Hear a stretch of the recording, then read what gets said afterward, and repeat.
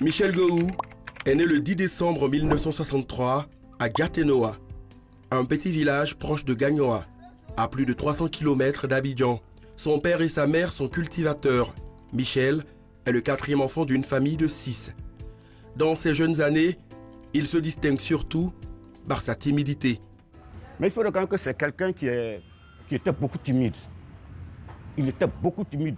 Où la vieille le dépose pour aller faire ses travaux, il va passer 1 heure, 2 heures de temps là, sans dire un mot, sans pleurer, et puis il est là. Maintenant, c'est la vieille qui voit qu'il a besoin de lait, et puis il vient l'allaiter. Il ne parlait pas, il ne faisait pas parlable. Et puis il ne suit pas les gens, il n'a pas la figure serrée. Il est simple, hein? Il est simple même comme l'eau. Rapidement, le jeune Michel Gou connaît des problèmes de santé. Une maladie inconnue qui le fait atrocement souffrir. Sa maladie a commencé très tôt. C'est à l'école primaire, il a commencé à chauffer. Et il a perdu l'usage même de ses jambes. Donc je lui ai trouvé une canne. C'est avec ça il se déplaçait. Avec tout ça, il avait le courage. Il se forçait.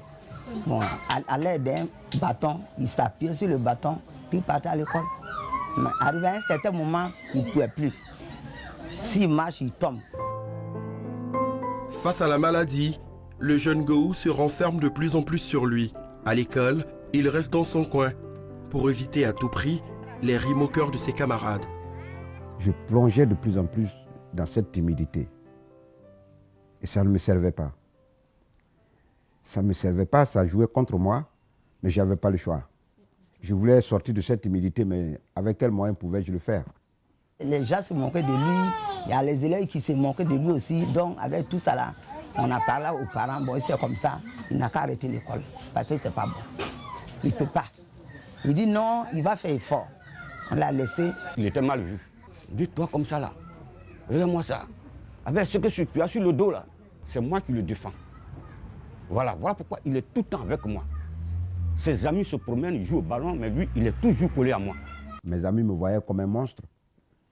Ils me voyaient comme un sorcier. D'autres me voyaient dans un angle vraiment pas du tout agréable. Et on me le disait directement. Hein.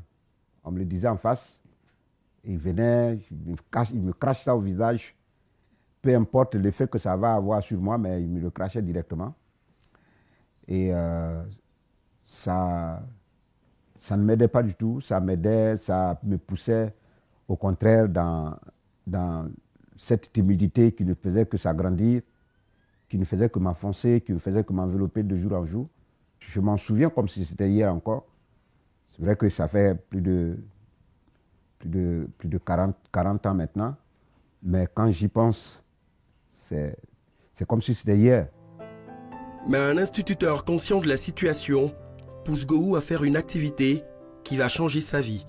C'est en ce moment-là que j'ai rencontré M. Yobo Victor, qui était mon instituteur, qui m'a dit « Inscris-toi dans le club de théâtre de l'école, ça pourrait vraiment t'aider à combattre cette timidité parce que je te vois isolé, je te vois seul, je te vois complètement anéanti et il faut t'inscrire. » J'ai dit « Mais moi qui suis déjà timide, qu'est-ce que je pourrais faire au théâtre? Parce que le théâtre, il faut être éveillé pour pouvoir faire le théâtre. » Bon, il m'a pratiquement obligé à le faire. Je suis allé.